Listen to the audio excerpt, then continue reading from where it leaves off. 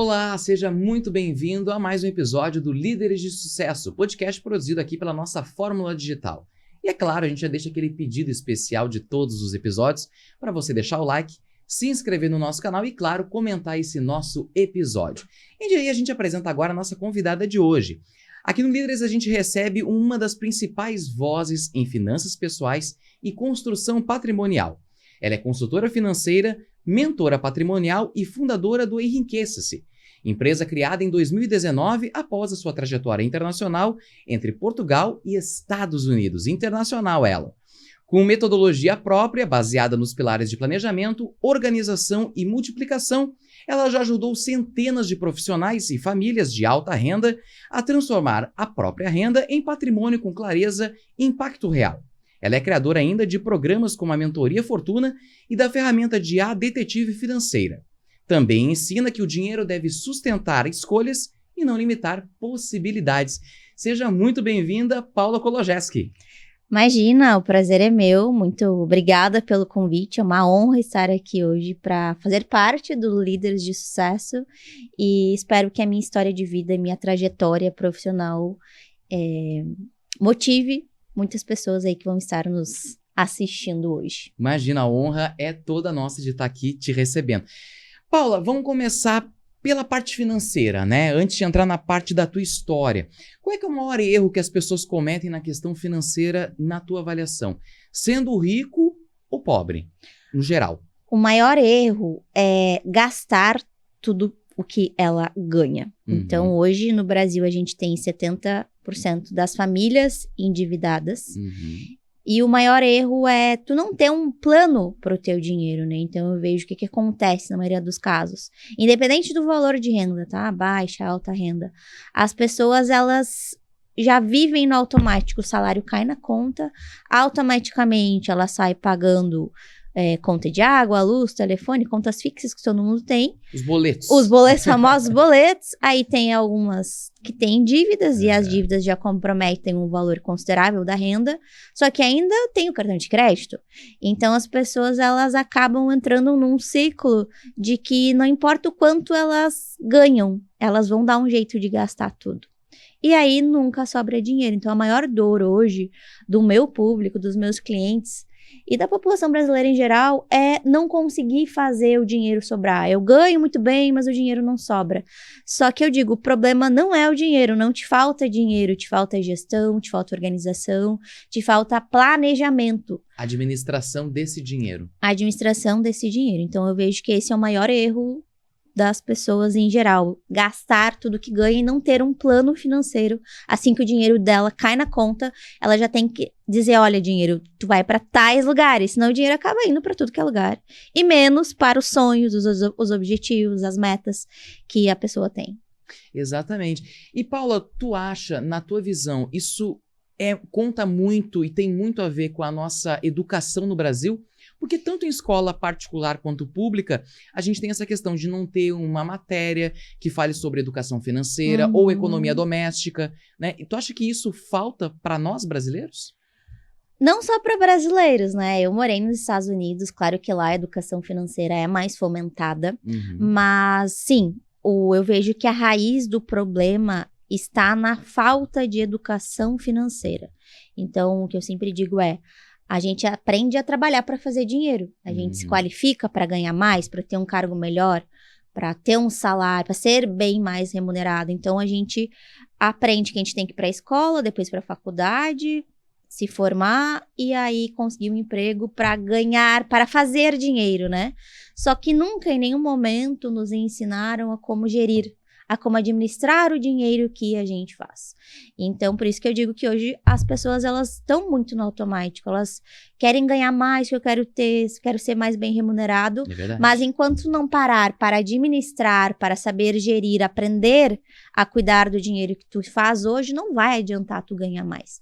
Então, sim, eu acredito que a raiz do problema está que no colégio a gente não aprende nada como gerir as nossas finanças, a gente até aprende lá matemática financeira, calcular juros compostos, mas como criar um planejamento financeiro para que eu consiga viver com o meu salário e ainda assim sobre um percentual para as minhas metas e objetivos, isso nunca ninguém nos ensinou a estruturar, né? Criar um planejamento financeiro pessoal.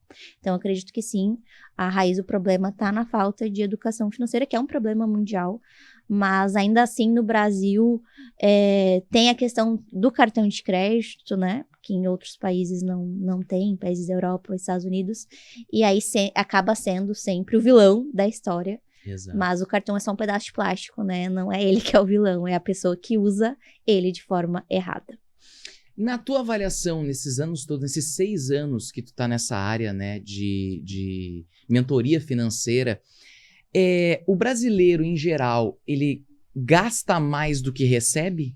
A maior parte? Sim, a maior parte gasta mais do que ganha ou empata. Eu digo que sempre vai ter 3 resultados no final do mês. Sim. Ou empata, ou vai sobrar, ou vai faltar. Então, na maioria dos casos que eu atendo hoje, ou empata, ou tá faltando, né? E assim, na mentalidade da pessoa, né? Porque acho que isso entra muito no psicológico também, né? Porque, hoje eu tô mal, mas assim, eu vou pro shopping, vou comprar um sapato pra mim. Sim. E eu vou ficar feliz porque eu comprei meu sapato, comprei o meu vestido, comprei o meu blazer, né? Isso entra para a parte psicológica e tu também faz esse trabalho com os clientes, a questão da mentalidade com eles, de mudar isso para que a pessoa, antes de gastar, ela se planeje, não, eu vou fazer uma planilha aqui de gastos, o que eu posso e o que eu tenho, né? Existe isso? Com certeza, esse é o principal objetivo do planejamento financeiro, é fazer com que tu viva uma vida que a tua renda consegue pagar. Então, quando a gente cria um planejamento financeiro, digamos, uma pessoa que ganha 30 mil reais, eu vou fazer toda uma estruturação de orçamento para que ela consiga viver dentro do que ela ganha. Então, ali dentro vai ter os custos fixos, os custos variáveis e os investimentos. Então, na maioria dos casos, toda a renda da pessoa vai tudo para custo fixo, cartão de crédito e dívida. E investimentos é só se sobra, só que daí nunca sobra. Nunca sobra. Certo? Então, o planejamento financeiro é para que tu tenha estabilidade no teu presente. Ok, eu tenho segurança, eu tenho fundo de reserva de emergência, eu tenho qualidade de vida, eu consigo viajar, eu consigo comprar sem culpa, está dentro do teu planejamento. Tudo aquilo que tu gosta de gastar, tu pode continuar gastando, e aí a gente elimina todo o gasto com desperdício. E tem a parte de investimentos também, que é essencial, que é essa parte que falta para a maioria das pessoas. De, 10% da minha renda é obrigatória que ela vá para a minha meta da viagem para a Europa, que eu quero fazer no que vem, para o meu fundo de reserva de emergência, para o meu fundo de aposentadoria. Então, por isso que eu digo que toda a nossa metodologia no Enriqueça-se, ele tem 3 pilares, né? Estabilidade, qualidade de vida e liberdade financeira. E assim a gente consegue ter estabilidade no presente, ao mesmo tempo que constrói a liberdade financeira para o futuro. E aí a vida da pessoa fica equilibrada. Eu vejo que esse que é o principal gargalo das pessoas, elas não conseguem ter equilíbrio. É sempre o resultado, ou empata, ou falta. E Paula, uma curiosidade que talvez muita gente que está nos acompanhando agora tenha, é em relação às tuas finanças. Tu já teve problema financeiro? Como é que tu administrou isso? Né? Como é que foi para ti naquela época que tu não tinha uma mentoria para te readequar a gastos e tudo mais? Vamos lá, minha história com finanças, eu digo que eu não tenho uma história super mega triste para contar. Eu nunca fui endividada, só que eu fui aquela pessoa gastadora, que gastava tudo que ganhava, que achava que a extensão do limite do meu cartão de crédito fazia parte do meu salário. Então, era a época que eu era ali assistente administrativa, eu ganhava em torno de R$ 1.500 e não tinha muitos custos, né? Eu ainda morava, tinha uns 20 e poucos anos, ainda morava com os meus pais, então não tinha custos de habitação, alimentação, esses custos mais altos, que depois que, né, realmente tu vai morar sozinho, tu tem. Mas eu era aquela pessoa que só ficava esperando o próximo salário cair para eu comprar os meus desejos de consumo, minhas roupas, minhas maquiagens, coisa e tal, e não economizava. Chegava lá no final do mês, não tinha mais nada. Não tinha mais nada, porque já estava tudo comprometido com o cartão de crédito e com os custos ali do dia a dia, Sim. enfim. Então, eu não fui endividada, mas eu fui aquela pessoa que gastava tudo que ganhava. Não sobrava realmente R$1 e estava sempre adiando os meus sonhos, meus objetivos, não conseguia fazer uma viagem. Era legítima trabalhadora, trabalho só para pagar conta, sabe? Que a maioria das pessoas se vê nessa situação hoje. Meu Deus, eu trabalho só para pagar conta, não sobra nada, não tenho ideia para onde que meu dinheiro estava indo. Essa era a Paula do passado, quando tinha ali 23, 22 anos. E como é que entrou a parte de mentoria financeira, né?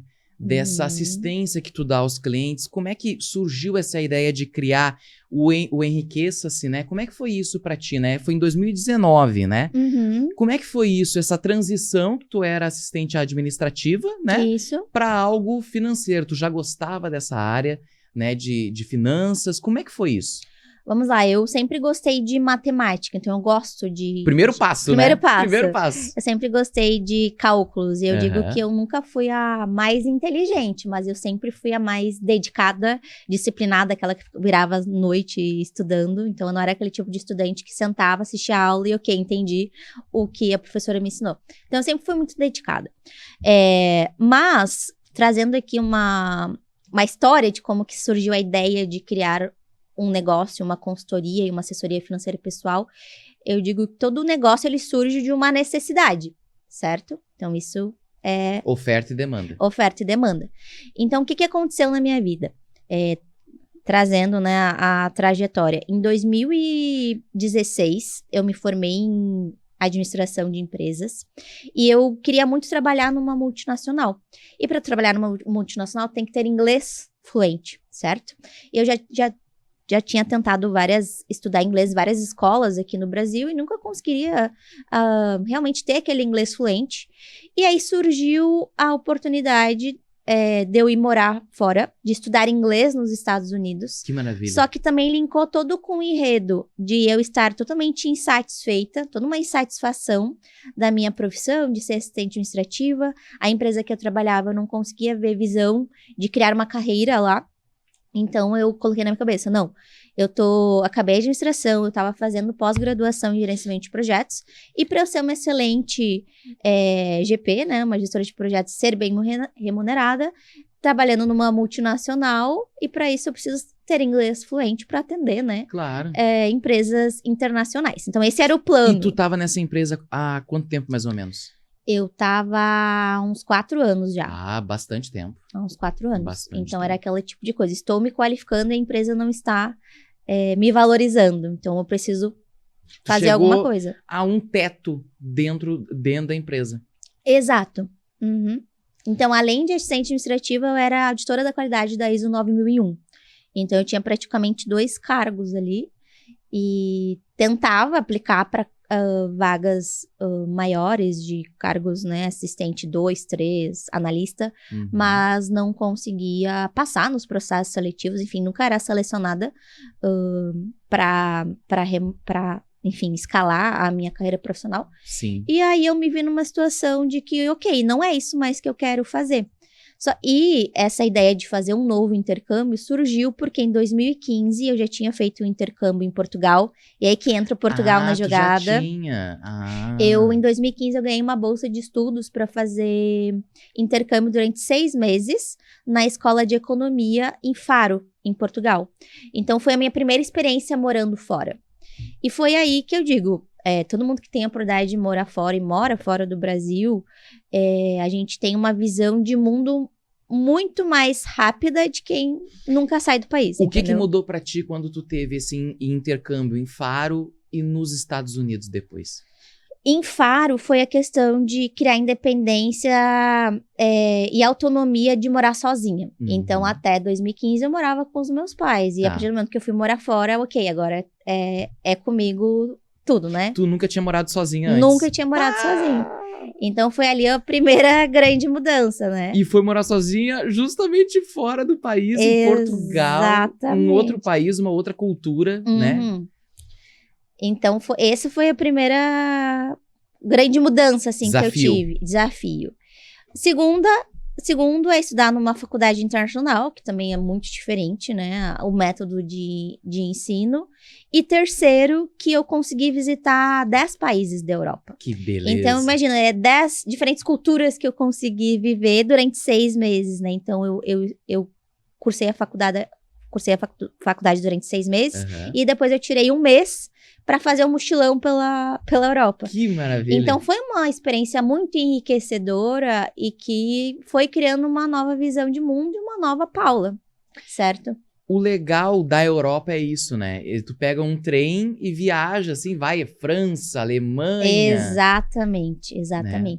Então, eu digo que o intercâmbio para Portugal, ele foi minha primeira virada de chave. A gente tem várias viradas de chave, né? De mudanças de mentalidade, de perspectiva. E Portugal foi minha primeira virada. Só que passados 6 meses, acabou o intercâmbio, acabou o semestre na faculdade, eu voltei para o Brasil para terminar a administração. Faltava só um semestre para eu acabar. Me formei. E durante esse período de 6 meses, eu tirei licença não remunerada no meu trabalho.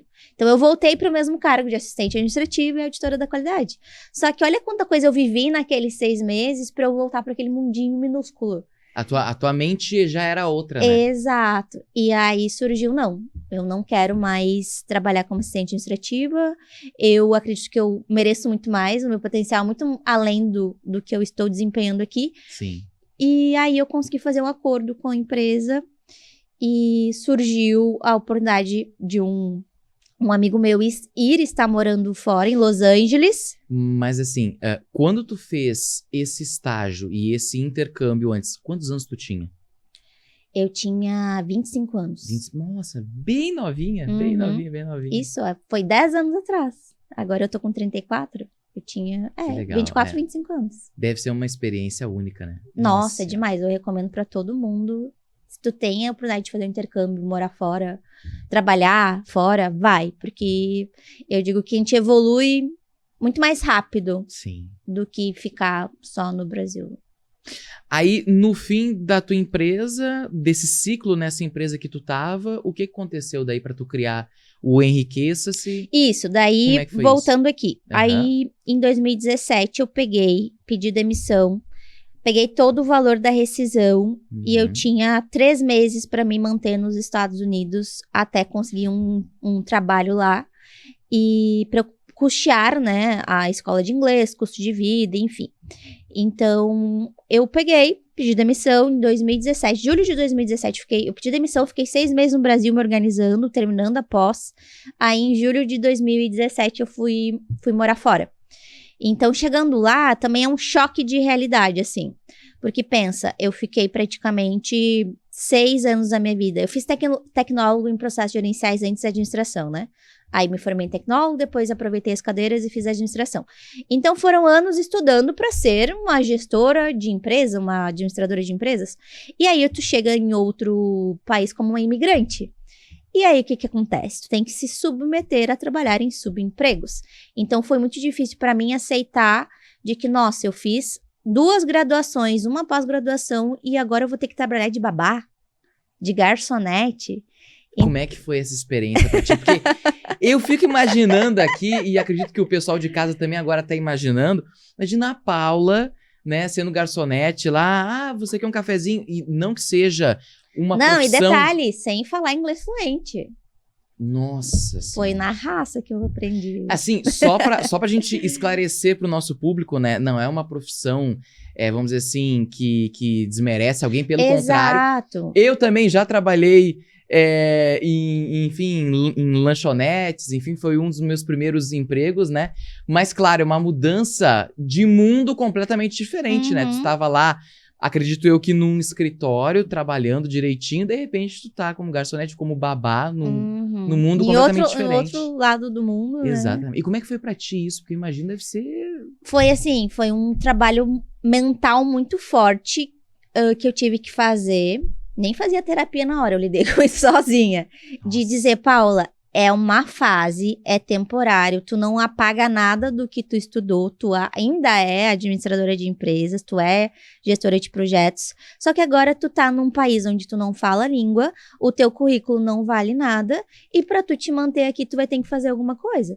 Exato. Então, eu não tinha muitas escolhas, ou era aquilo ali, ou eu ia ter que voltar pro Brasil, né? Em qual cidade tu ficou? Em Los Angeles, na Califórnia. E aí foi isso. Aí eu cheguei nos Estados Unidos, já tinha um amigo que morava lá, sempre digo, quando tem um amigo, meio do caminho já tá... já tá andado. Já tá andado. Exato. E aí ele me ajudou a encontrar um apartamento, enfim. Várias coisas assim foram dando certo, sabe? Só pra encurtar a história. E aí comecei a aula de inglês e tudo mais. E essa amiga me ajudou a encontrar uma família. Então, meu primeiro emprego nos Estados Unidos foi como babysitter. E era uma família... canadense, olha só, era uma família canadense que estava morando nos Estados Unidos, só que eles já tinham vindo para o Brasil, ficado um tempo, e eles falavam português. Então, deu essa coincidência que o meu primeiro emprego de babá, eu conseguia me comunicar para passar na entrevista. Detalhe, eu nunca tinha trocado nenhuma fralda, e eu tive que... Detalhe, nunca tinha trocado nenhuma fralda, e tive que aprender na hora ali, entendeu? Nossa. Então, assim... morar fora eu digo que não é para todo mundo, é para os fortes. O American Dream não é bem assim como contam, né? Tem várias interferências e desafios no meio do caminho. Então, comecei a trabalhar de babá. Aí eu já ganhava ali nos primeiros... eu fiquei 3 meses tentando achar emprego, né? Então, minha deadline era 3 meses para conseguir, porque o dinheiro da minha remuneração, que eu pedi demissão, me bancava lá por 3 meses. Por 3 meses. Então, eu tinha que dar um jeito de conseguir um trabalho em 3 meses para conseguir me bancar. Mas a essa altura, tu tinha visto de imigrante. Estudante. De estudante. Exato. Bom, eu já fui com visto de estudante. Eu não fui com visto de turista. Eu fui com visto de estudante. Tá. E aí, depois de ser babada, aí tu conseguiu um emprego de garçonete. Isso. Daí eu fui querendo ganhar mais, né? Mas não era pior? Não, é que eu atrelava as duas coisas. Tu trabalhava nos dois, então. Exato. Eu era babá de segunda a sexta e sábado ou domingo, daí eu tinha um dia day off, né? Só um day off. Eu trabalhava num café como garçonete, que também era essa amiga que conseguiu pra mim ir trabalhar no sábado ou no domingo. Então, eu fui linkando essas duas profissões, digamos assim, durante muito tempo. Até que eu consegui trabalhar para uma família melhor, que me pagava mais. Aí eu fiquei só de babysitter, né? De nanny, que a gente fala. Trabalhava também, às vezes, final de semana. E assim, fui desenvolver. Eu fiquei sendo por 3 anos, eu fui babysitter, né? 3 anos, então, de 2017 até eu voltar para o Brasil em 2020. Eu fui nanny. E o Enriquece surgiu no meio dessa história. Então, trazendo já o Enriquece para o meio da história, o que aconteceu? Sempre eu digo que também acontece alguma coisa na nossa vida que a gente desperta. E foi a segunda virada de chave. Que teve uma prática na escola de inglês que a gente tinha que fazer uma apresentação, tipo um TCC, de algum livro que a gente precisava ler. E aí eu fui lá na prateleira da família que eu trabalhava e peguei um livro. E esse livro foi o livro Pai Rico, Pai Pobre. Um livro super clássico, recomendo para todo mundo. Eu digo que tu tem que ter uma maturidade, uma consciência, assim, alinhada com o que o livro tá querendo te ensinar, porque isso também não vai adiantar nada. E aí, foi esse livro que me despertou o interesse por finanças, por educação financeira. Foi aí que eu vi que eu era a legítima trabalho só paga conta. Porque, querendo ou não, sendo babá nos Estados Unidos, eu ganhava em torno de uns $4.000. Faz vezes 5 pra tu ver, né? É um bom valor. E lá também tu consegue ter um custo de vida não tão alto, né? Com algumas estratégias ali, não pegando um aluguel tão alto. Eu ia dizer agora, se bem que Los Angeles é uma cidade com custo de vida bem elevado, né? Como Nova York mas também. Mas o mais caro é aluguel. Aluguel. E eu tinha um aluguel, eu dividia, né? O apartamento com uma outra pessoa. Então é uma história, né? Então eu conseguia ter um custo de vida baixo. Sim. Só que antes do Pai Rico, Pai Pobre, eu gastava todos os $4.000. Por isso que eu digo que eu era gastadora. Né, eu gastava tudo que eu ganhava. Lá nos Estados Unidos tem aquelas lojas super mega blaster que tudo que não vende nos outlets vem para essas lojas de departamento. Aí vende todas as marcas possíveis, que aqui no Brasil é muito caro, lá é muito barato. Então só ficava esperando o próximo pagamento E lá a gente recebe por hora, né? Então eu já tinha projeção de quanto que eu ia ganhar na semana. Eu só ficava esperando o próximo pagamento da semana pra ir comprar as coisas que aqui no Brasil eu queria muito e não tinha dinheiro. Aí comprei o iPhone 8 na época, foi uma realização de um sonho. E aí agora voltando para esse lado do livro, foi aí que eu vi, nossa, realmente, agora eu entendo o que é ativo, o que é passivo, o que é investimento, o que não é. Agora eu entendo o que é um planejamento financeiro, eu entendo que um percentual da minha renda precisa sobrar para os meus investimentos e metas. Paula, vou te interromper um pouquinho. Daqui a pouco a gente volta. Segura aí 1 minutinho, 2 minutinhos, a gente já volta com Líder de Sucesso pra gente saber essa virada de chave da Paula. Como ela chegou ao que ela é hoje, né? Essa grande influencer, mentora financeira. A gente vai para um recadinho rapidinho aqui da nossa Fórmula Digital e a gente já volta. Todos os dias, enquanto muitos ainda dormem, tem gente que já acordou para fazer o impossível acontecer. Eles não esperam a sorte. Eles criam caminhos, transformam ideias em negócios e negócios em impacto real. Não é fácil. É arriscar, é cair, é aprender, é levantar todos os dias com uma nova chance de fazer melhor. Empreender é resistir quando ninguém mais acredita. É seguir, mesmo quando o mundo diz para parar. É acreditar no invisível antes de ele se tornar realidade. O Líderes de Sucesso nasceu para contar essas histórias, para revelar quem está por trás dos resultados, para valorizar quem transforma o país todos os dias. Aqui, cada conversa é uma ponte, cada episódio, um espaço de crescimento, cada encontro, uma nova oportunidade de fazer história. Líderes de Sucesso, onde grandes histórias encontram grandes oportunidades. Tá aí, estamos de volta com o nosso papo com a Paula Kologeski. E Paula, pra gente continuar o nosso papo, né? Tu tava nos Estados Unidos, em Los Angeles. A Paula foi babá e também garçonete enquanto estava lá, né? Pra juntar o dinheiro, aprender o inglês. E Paula, como é que foi então essa virada de chave? Tu disse que tu pegou um livro na estante dos teus patrões lá. Isso. E aí que tu leu o livro Pai Pobre? Não, Primo Rico. Não, Pai Rico, Pai Pobre. Pai Rico, Pai Pobre. É isso aí. E como é que foi isso pra ti? Tu leu esse livro e deu um start na mente. Exato. Como é que foi isso? Foi ali que eu tive os primeiros insights do que realmente é organização financeira. De como que a gente precisa fazer o nosso fluxo de caixa, né? O livro fala muito isso. O fluxo de caixa dos ricos, o da classe média e o dos pobres. Então, eu vi que o meu fluxo de caixa era o dos pobres. O dos pobres o dinheiro, no livro tem assim, né? Exemplificando. O dinheiro entra e automaticamente já sai para passivos. Então, tudo que eu ganho, eu gasto. Esse é o fluxo de caixa dos pobres. E o do rico o rico não tem só uma fonte de renda, ele tem a renda do salário, dividendos, ações, royalties, aluguéis. Então, os ricos têm mais de uma fonte de renda. E eu tinha só a renda de babá e garçonete. Então, aí não, preciso ter mais de uma fonte de renda. Segunda coisa, os ricos, eles se pagam primeiro, né? O que é isso? Eles investem e depois vivem com o que sobra. Não esperam sobrar para depois investir. Aí foi eu não tô fazendo isso daqui. Então, aquele livro foi, assim, meu primeiro contato de ver a M que eu estava fazendo com a minha vida financeira e querer mudar. Sim. Então, foi ali que eu comecei automaticamente, nos próximos semanas e meses, implementar mudanças na minha própria vida. Só que daí, passado ali um tempo, meus pais não fazem isso, os meus amigos do Brasil não fazem isso, meus amigos aqui dos Estados Unidos não fazem, não guardam dinheiro, gastam no que ganham.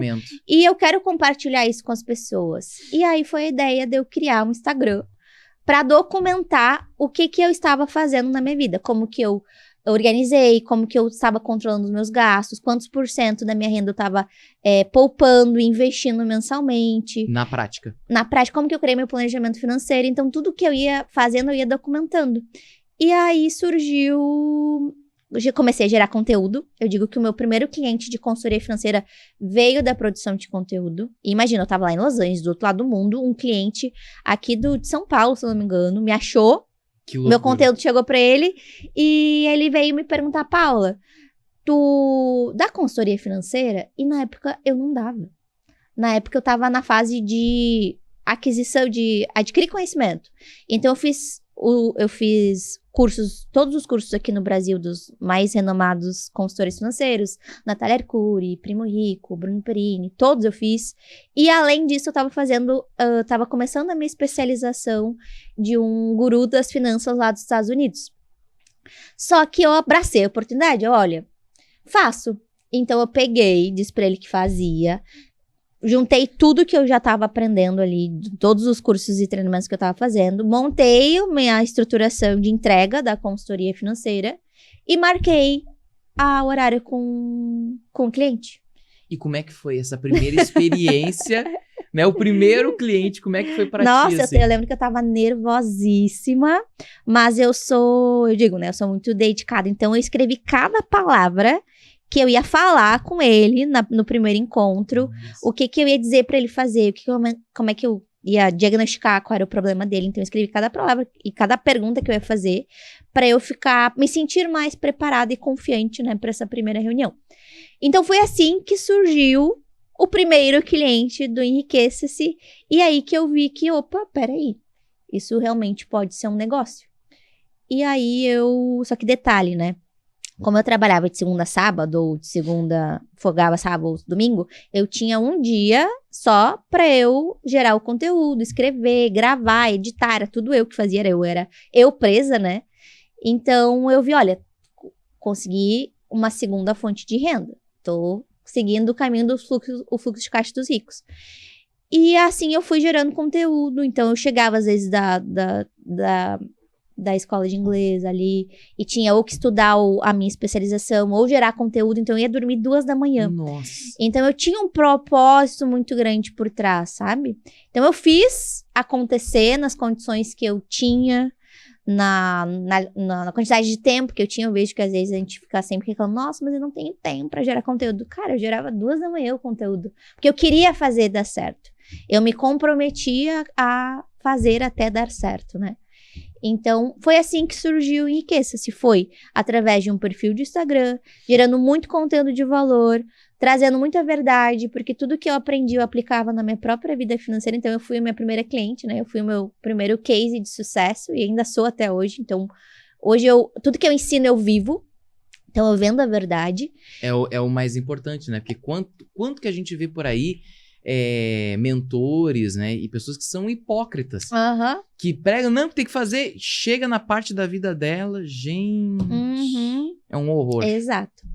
Então, praticamente assim, resumindo a história, foi assim que surgiu o Enriqueça-se. Foi através da minha vontade de compartilhar e documentar a minha própria transformação de vida. Então, era uma pessoa que gastava tudo que ganhava, reclamava que nunca sobrava dinheiro, porque eu não tinha organização e planejamento financeiro. A partir do momento que eu comecei a me educar financeiramente e mostrar para as pessoas que, olha, não importa o quanto tu ganha, sim como tu gasta, olha aqui como eu faço, por que tu não faz também? O meu negócio começou a escalar, eu posso dizer. Aí depois desse cliente veio outro, e aí eu fui tendo, né, os meus primeiros clientes de consultoria financeira. Aí tu voltou pro Brasil na época da pandemia. Ou foi mais pra frente? Não, eu voltei pro Brasil por causa da pandemia. Por causa da pandemia. A ideia era ficar até o final de 2020 nos Estados Unidos, mas aí estourou-lhe a pandemia, tava com notícias, né, que as fronteiras iam fechar. Aí a minha família ficou muito preocupada, com razão, claro.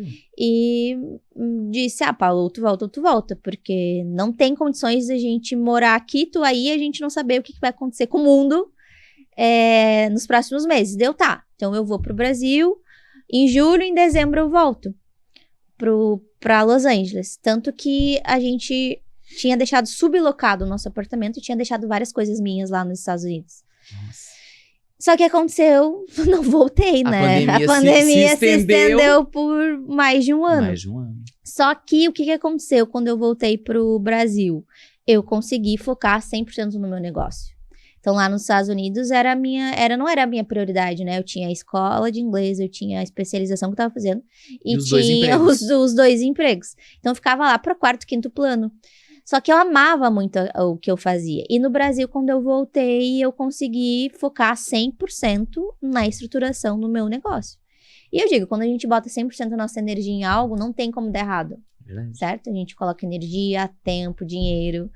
E aí, realmente, que eu comecei a estruturar o meu business. Eu fui MEI, né? Passei para o estágio de MEI. Quando eu voltei para o Brasil, eu comecei a estruturar os meus cursos online. Então, Enriqueça-se hoje, o braço educação, eu digo que foi um dos grandes pilares que me ajudaram a estar aqui hoje. Porque eu trabalhei muito a questão de cursos online ali na época da pandemia. Eu tinha cursos online de investimentos para investidores iniciantes, eu tinha curso online de organização financeira, eu criei um planner financeiro, que foi uma ideia que eu trouxe lá dos Estados Unidos para o Brasil, quase não tinha aqui. O que é um planner? Só para o público de casa planner entender. Financeiro, pensa numa agenda, tá? Só que dentro desse planner tem várias ferramentas para tu organizar, controlar e planejar tuas finanças. Então, em vez de ser uma agenda numérica por dia, são várias ferramentas. No meu planner tinha em torno de 30 ferramentas para tu organizar a tua vida financeira. Então, é um método de organização financeira, né? O planner. Só que é no papel, né? Não tem planilha. Na época não tinha os meus sistemas de gestão ainda, era só o planner. Então, eu fui criando vários infoprodutos. Ali 2020, 2022, a gente era muito forte nos infoprodutos, só que depois eu via que muita gente não deslanchava e procurava por um atendimento mais personalizado. Passou a pandemia, o pessoal já tá talvez cansado de curso online, já passou o boom ali, né? Vou voltar com os serviços. E aí foi a partir ali de 2023 que eu voltei com o braço de serviços do Enriqueça-se, que é o serviço de mentoria financeira individual, tem mentoria em grupo, que é específica para mulheres, e o programa de assessoria financeira, que é uma terceirização da gestão financeira pessoal. Então, praticamente foi assim que eu fui estruturando, né, o Enriqueça-se, mas um dos nossos grandes pilares, assim, que nos ajudou a ser grandes hoje, foi a questão dos infoprodutos. E Paula, tu criou um método, né, que tu te baseia muito na questão de planejamento, organização e multiplicação. Conta um pouquinho pra gente como é que funciona esse método, né, como se aplica ele na prática e também para nossos espectadores e para o público de casa entender um pouquinho. Claro, vamos lá. Vou dar um exemplo bem prático, tá? Digamos que tu ganha 30 mil reais por mês e chega pra mim, Paulo, eu tô numa situação que eu ganho 30 mil reais por mês, mas não sobra nada. Eu não sei pra onde meu dinheiro tá indo e eu não sei mais o que eu faço. Preciso da tua ajuda. Me orienta, me mentora e me diz o que eu tenho que fazer pro meu dinheiro sobrar. Então, o primeiro passo que a gente faz é a parte de diagnóstico. Então, eu sempre uso um exemplo. Tu tá com um problema de saúde, tu não sabe o que é, e tu vai fazer o quê? Um raio-x no teu corpo para identificar qual órgão, né, que tá com problema. Nas finanças é a mesma situação. Precisa entender o que tem dentro da tua fatura do cartão de crédito. O que tem de gasto no teu extrato bancário. Pra gente também entender qual que é o real valor que entra. Às vezes as pessoas não sabem nem quanto ganham, né? Então a gente faz esse diagnóstico para ter o teu raio-x financeiro. Uma vez que a gente tem o teu raio-x financeiro, a gente entra já na parte de planejamento, que é o primeiro pilar ali que tu acabou relatando. O que a gente faz no planejamento? A gente estrutura um planejamento baseado no método de categorias de despesas. Então, a nossa vida financeira, ela tem muitas categorias. Então, tem investimentos, em primeiro lugar, aí tem dívidas, tem habitação, alimentação, cuidados pessoais, lazer, filhos, educação. Então, aqui eu já falei 9, né? Então, entende que os teus 30 mil reais, ele tem que ser dividido em 9 pedaços, certo? E esses 9 pedaços, a gente tem que definir um limite de gasto para cada uma dessas categorias, para que tu consiga viver com o que tu ganha e não acima disso. Então, o planejamento financeiro, eu vou estruturar um planejamento financeiro personalizado para ti, para que as tuas metas também entrem dentro desse planejamento financeiro e que tu consiga ter um teto de gastos para cada uma das categorias e evite de gastar mais do que tu ganha. Então, planejamento cumprido, tá? Depois vem a parte de organização, que a gente define qual o método de orçamento que a gente vai aplicar na tua vida financeira. Eu não trabalho com métodos prontos. O nosso planejamento financeiro, ele é totalmente personalizado. Mas eu digo que de algum início a gente tem que ter, né? Então, a gente inicia pelo método 95/5, por exemplo. Então, ó, tu vai gastar 95% que tu ganha e vai investir 5%. Então, esse é o método 1. Depois tem o método 2, que é o 90-10. Se eu consigo viabilizar que a pessoa no primeiro mês já vai conseguir investir 10%, a gente já estabelece os 90-10. Ou 80-20, ou 70-30. Eu digo que o 70-30 é a receita do sucesso financeiro, né? Imagina só, tu conseguir viver, gastar 70% que tu ganha, E poupar 30. E poupar 30. Esse é o método ideal. Muitos dos nossos clientes conseguem atingir esse método de organização financeira. Tu coloca um prazo nisso ou não? Ou vai conforme o que o cliente e a mentalidade do cliente? Como é que funciona isso? Depende da situação financeira do cliente. Tá. Então, eu coloco um prazo para mim, mas eu acabo não dizendo para o cliente ali nos primeiros meses para ele não ficar ansioso ou ficar na obrigação. Uhum. Porque a gente busca o equilíbrio, tá? Então, o cliente, se ele focar muito no guardar, ele vai viver muito na escassez. E não é isso que a gente quer. A gente quer equilíbrio na vida do cliente, que ele tenha estabilidade, qualidade de vida e liberdade financeira. Mas eu digo, ó, próximo mês, primeiro mês 95,5, se a situação tá muito crítica. Próximo mês 90-10. E todo o encontro de mentoria, a gente tem um encontro mensal, normalmente, eu vou viabilizando um aumento do método de orçamento dele. Então, ó, mês passado foi 90-10, vamos tentar 85-15 mês que vem, e assim, gradualmente, mês após mês, Tu vai cliente... negociando com ele para ir aumentando essa porcentagem. Exato, daí eu falo, olha, dá pra gente tirar R$200 dessa categoria de alimentação, 100 dessa daqui de vestuário, já gastou muito com vestuário, e 200 do lazer, a gente tem 500, digamos, né, 400. Se a gente investir R$400 a mais, daqui a tanto tempo, tu vai ter tanto. Aí eu mostro pra ele o resultado que ele pode ter. Aí ele fica, nossa, eu posso ter tudo isso? Pode. Tá, vamos fazer isso então. Então, eu digo que a gente nunca vai ditar o que o cliente precisa economizar. A gente negocia, a gente monta o planejamento financeiro com o cliente para que ele tenha vontade de implementar na prática. Que eu digo, né? Quando a gente monta ali o planejamento, o sistema fica lindo, maravilhoso. Só que agora, depois da definição do plano, o cliente precisa viver o planejamento financeiro na prática. Então, a gente roda o primeiro mês para ver como é que foi, se os limites de gasto que a gente definiu estão conforme a realidade, se ele conseguiu reduzir as despesas que a gente pré-estabeleceu, se ele conseguiu mudar o comportamento que a gente viu que precisava mudar. Então, são várias questões assim que a gente precisa avaliar para a montagem do planejamento financeiro pessoal. Mas, na prática, resumindo, Paulo, o que eu preciso fazer? Gastar menos que tu ganha e pensar 10% do que eu ganho, ele tem que considerar que não existe. Eu tenho que viver com 90%. Para que sobre 10% para minha viagem, para minha reserva de emergência, para o meu plano de aposentadoria, por exemplo. E Paula, como é que, assim, nesses 6 anos que tu tá, né, nessa parte de mentoria e tudo, qual é a maior dificuldade que tu vê na aceitação do cliente? O que na hora de reestruturar a parte financeira dele, o que ele é mais reticente na hora de mudar? Tu diz resistente? Isso. Tá. Que ele tem uma dificuldade de querer mudar. Vamos lá.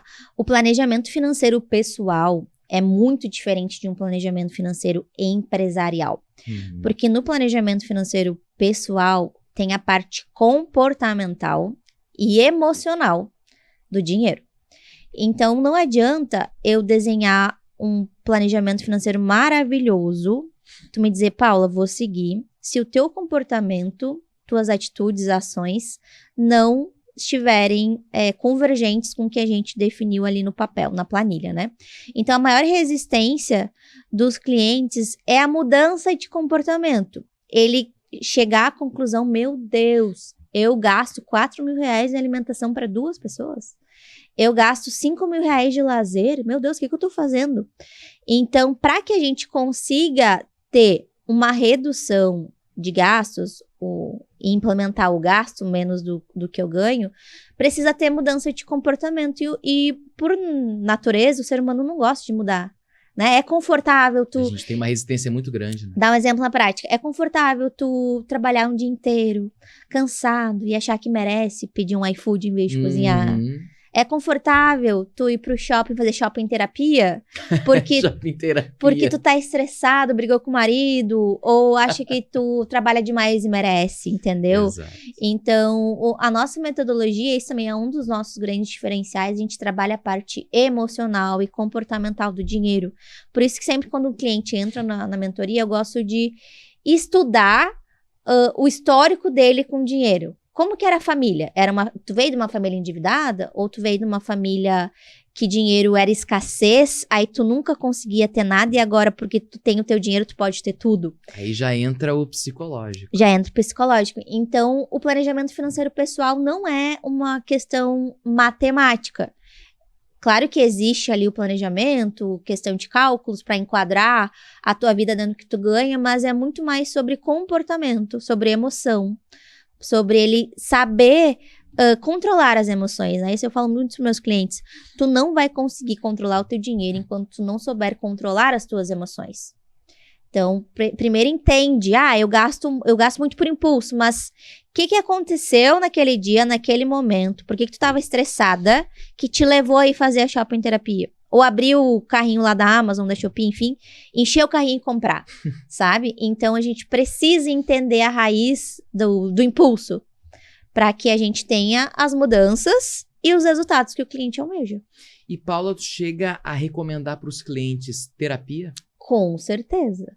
Com certeza. É essencial. É muito diferente, assim, quando o cliente faz terapia, tem um acompanhamento do terapeuta e o que não tem. O que não tem demora mais para ter resultado do que tem mais o que tem. Porque daí finanças, gestão financeira, organização financeira já vira uma pauta na terapia. E aí a terapeuta me ajuda a lidar com o comportamental, com as atitudes daquele cliente. Mas quem não faz e cabe no orçamento, né, na categoria saúde, né, eu recomendo, olha, quem sabe a gente não viabiliza um tratamento terapêutico pra gente conseguir talvez lidar melhor com as tuas emoções, com os teus gastos por impulso, porque eu tenho essa linha, eu digo que eu não sou terapeuta de formação, mas de todos os treinamentos de PNL, coisa que eu já fiz, eu meio que já faço uma sessão de terapia ali também com a pessoa. Então, eu já dou muitas instruções para ela conseguir lidar melhor com o dinheiro dela, da questão emocional, da questão comportamental. Então, existem algumas táticas e estratégias que a gente acaba ensinando para o cliente, Sim. né? A gente tem válvulas de escape, né? Eu acho que isso é comum, psicológico nosso humano, né? Eu digo que quando eu tô muito estressado, eu vou comprar um docinho, né? Pra me acalmar um pouquinho. Tem gente que toma café, tem gente que toma cerveja, tem gente que fuma um cigarrinho, né? Cada um tem a sua válvula, mas o problema é o excesso, né, Paulo? O excesso aí vem os gastos, aí vem os problemas de saúde, e aí é a bola de neve, né? Que vai desembocar lá no futuro, vai desembocar num problema de saúde maior, que tu vai ter que gastar mais com médico, com remédio, com despesa com hospital. Total. Então, uma coisa acaba levando a outra, né? E, Paulo, tu tem um método, né, que tu utiliza uma tecnologia financeira de IA detetive. Como é que funciona isso? Vamos lá, eu criei um agente de IA que ele faz toda a parte de diagnóstico financeiro. Então, tu sobe a tua fatura, o teu extrato bancário, e a detetive, ela faz toda uma análise financeira matemática e uma análise comportamental. Legal. Então, ela te diz, tu tá gastando muito com delivery. 30% da tua renda foi gasto com delivery. Ou 40% da tua renda tá com dívidas. Tantos por cento é para alimentação. Então, ela faz um diagnóstico, esse diagnóstico preliminar que a gente acaba fazendo antes do planejamento, ela faz automático, só tu subindo ali a tua última fatura, o teu último extrato, dizendo quanto tu ganha, quanto que tu deve, e ela te diz ali quais são os problemas, os gargalos, os erros financeiros que tu tá cometendo, uma questão matemática e também comportamental. E, Paula, na tua visão, né, quando tu termina o teu trabalho, né, que tu vê que a pessoa realmente se estabeleceu financeiramente, conseguiu corrigir esses problemas financeiros, o que tu sente, né? É uma satisfação para ti? Conta um pouquinho pra gente essa tua emoção e esse teu sentimento com os clientes? Primeira coisa, assim, que eu penso é gratidão, né? Primeira coisa, gratidão pelo cliente ter confiado no meu trabalho. E segunda, a satisfação. Então, é muito satisfatório tu ver uma família tá mais estruturada, um pai de família tá mais seguro, né? Tem um cliente que eu atendo que ele tem 2 filhos, ele chegou pra mim sem R$1 guardado. Nossa. E qualquer imprevisto que acontece, saúde com a família, o que ele vai fazer? Vai recorrer ao banco pra pegar empréstimo ou pegar empréstimo com um familiar? Então, eu acredito que é satisfação, assim, mesmo de ver o quanto que o nosso serviço, o nosso trabalho é transformador. Eu digo, a gente não vende um serviço, a gente vende uma transformação de vida. Porque, afinal, pra tudo a gente precisa de dinheiro. Pra tudo a gente precisa de dinheiro, menos pra respirar. Né? Que bom ainda, né? Ainda, né? Que tem alguns casos que a pessoa, né, tem problema de saúde até para respirar precisa de dinheiro. Então, realmente, assim, é uma satisfação enorme quando o cliente, quando eu defino um método de orçamento, ó, esse mês vai ser 20% da tua renda, a gente vai colocar lá pra tua viagem pra Europa do ano que vem. E ele pega e me manda print. E eu, nossa, coisa boa, que satisfação ver que um percentual tá sendo realizado e ele vai estar daqui uns meses na Europa, sabe? Ou quando o cliente manda, terminei de criar o meu fundo de reserva de emergência, tô investindo para minha aposentadoria. Então, eu acho que a palavra é satisfação, assim, de ver que realmente o nosso serviço, ele gera uma transformação de vida na pessoa e que aquele conhecimento vai perpetuar para as próximas gerações. Não é só uma família que a gente está ajudando, não é só uma pessoa, é o filho do cliente, depois é o filho do filho. E assim o conhecimento vai ir para as próximas gerações. Exato, porque isso passa, né? É que nem, por exemplo, receita de família, né? Isso passa e vai de um pro outro. Tu falou num ponto muito interessante e que é quase uma epidemia, vamos dizer assim, se é que dá para chamar, né? Uma epidemia financeira, que é a questão dos empréstimos, que no Brasil é algo que acho que 95% ou 99% dos brasileiros já fizeram alguma vez na vida empréstimo, seja por questão pessoal, né? Ou investimento em algum negócio que queira montar e precisa de um alto rendimento, né? Qual é a tua visão sobre o empréstimo? É uma bola de neve? Não? Tu recomenda? Não? Qual caso que tu recomendaria fazer um empréstimo? Vamos lá, eu digo que existe dívida boa e existe dívida ruim, né? O que é uma dívida boa? É uma dívida de um financiamento, por exemplo, que tu tá fazendo para adquirir um imóvel que futuramente vai ser um ativo. É um financiamento, talvez, de um carro, mas sempre pensando que precisa dar uma entrada. Nunca financiar 100%, tá? Senão tu vai pagar uns juros pro resto da vida. Empréstimo estudantil, o FIES, por exemplo. É um tipo de dívida que vai ajudar a pessoa a se formar, a se qualificar e ter uma profissão. Empréstimos para tu abrir um negócio. Então, esse tipo de empréstimo eu vejo que tu consegue verificar que vai ter retorno. É saudável. É saudável, né? Tu tá pegando um empréstimo para alavancar a tua carreira ou o teu negócio, ou enfim. Ou adquirir um bem, né? Só que existe a dívida boa, então, a dívida ruim, desculpa, existe a dívida ruim. O que é a dívida ruim? É uma dívida de parcelamento de cartão de crédito, cheque especial, rotativo do cartão, dívida com agiota. Então, é raro, mas acontece muito. Então, esse tipo de dívida ruim, que é uma situação de tu se colocou porque tu gastou mais do que tu ganhou, e aí tu não tem dinheiro para pagar todo o cheque especial, por exemplo, ou pagar toda a fatura do cartão, a gente vai lá e parcela, é uma dívida que vai só te levar dinheiro embora, né? Então, depende de cada caso, assim. Então, eu digo, existe a dívida boa, que pode te ajudar a alavancar a tua vida, ou a dívida ruim, que pode te destruir. Tu vai pagar juros abusivos ali, que hoje... Que os bancos adoram, né? Que os bancos adoram. Adoram. A pessoa sempre tem duas escolhas, né? Ou ela quer ficar do lado de quem recebe os juros, que são os investidores, ou a de que paga juros, que são os devedores. Todos os meses tu tem esses dois caminhos para seguir. Exatamente. Porque assim, se tu investe, o banco vai te pagar juros. Exato. Né? Então, eu digo o seguinte, o empréstimo é quem tá do outro lado da ponta, né? E Paula... Será que a gente vê nos últimos anos um aumento do endividamento das famílias brasileiras? Será que isso não é também pela questão econômica que a gente vive há pelo menos uma década, que a gente vive uma crise econômica que não tem fim, né? Porque até 15 anos, 20 anos atrás, houve uma valorização, né? Um custo de vida que era mais baixo para a classe média, e esse custo de vida aumentou muito, e aí a classe média não teve tempo ou não se adequou a essa nova realidade perante a essa crise.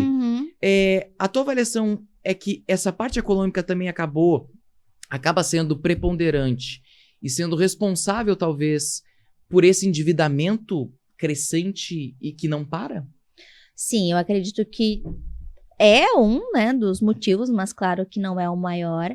Mas o que acontece no Brasil hoje, né? Qual é o problema? Hoje, a gente tem uma inflação muito alta no Brasil, certo? E a inflação, qual é o efeito dela para o consumidor? É que o preço das coisas, nossos bens de consumo, eles ficam cada vez mais alto, ok? Então, os preços das coisas aumentam e qual é o problema aqui? O salário das pessoas, da população se mantém. E aí a conta não fecha, isso acaba impactando no orçamento, no planejamento financeiro pessoal. Por isso que é tão importante ter um planejamento financeiro pessoal para tu encaixar aquelas categorias de despesas que eu relatei, saúde, alimentação, habitação, transporte, de uma maneira que tu consiga pagar. Certo? Então, a gente tem os custos fixos e tem os custos variáveis. Mas, com certeza, com o aumento da inflação, os nossos bens de consumo ficam mais caros. A gente tem que se adaptar para conseguir encaixar o nosso estilo, o nosso padrão de vida dentro do nosso orçamento. Porque, se não encaixa, acontece o resultado de faltar dinheiro. E se falta dinheiro, o que a pessoa faz? Vai no banco pegar empréstimo. Exato. Então, é um ciclo, né? E é uma roda que não para de girar, né? Porque se a inflação tá alta, o dólar aumenta, os juros do Banco Central também aumentam. Consequentemente, quando a pessoa for fazer o empréstimo, o juro é muito maior. Exatamente. Né? Tanto para empréstimo quanto para financiamento, né? Pra gente finalizar, Paula, qual o recado que tu gostaria de deixar para os nossos espectadores que estão vendo agora a gente? Recado é o seguinte: não espere sobrar dinheiro para depois investir. Primeiro invista e depois viva com o que sobra. Eu acho que essa é a receita do sucesso financeiro. Então, tu tem que entender que é impossível tu construir e acumular patrimônio enquanto tu estiver gastando tudo que tu ganha. Então, o quanto antes, busca conhecimento, busca ajuda para tu ter um planejamento financeiro pessoal que linke com um plano de construção patrimonial, para que tu tenha os 3 pilares que a gente sempre dita para o nosso cliente, que é estabilidade, qualidade de vida e liberdade financeira, que é isso que vai te permitir viver uma vida com muito mais tranquilidade, paz e propósito, né? Tu vai estar vivendo todas as fases da tua vida com muito mais segurança e de uma forma tranquila. Porque eu acredito que o que as pessoas mais buscam é paz financeira, né? E é isso que o planejamento financeiro te permite ter. Exatamente. Não é só gastar, né, Paula? Bom, e a gente vai encerrando esse nosso episódio, mais um episódio do Líder de Sucesso aqui na nossa Fórmula Digital. Uma questão, Paula, as tuas redes sociais, é claro, o pessoal de casa te seguir. Vamos lá. Vocês podem me achar no @enriqueça-se. Tá? Então é Henrique, aí CA_SE, ou colocar Paula Kolojewski, que também aparece lá. Então, certinho, a minha rede social que a gente mais trabalha hoje é o Instagram. Certinho, então, Paula, muito obrigado por vir aqui, né, por trazer esses ensinamentos maravilhosos sobre questão financeira que é tão importante nos dias de hoje.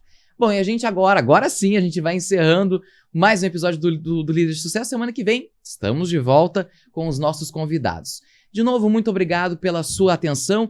Deixa o like, comente e, claro, se inscreva no nosso canal. Tchau, tchau.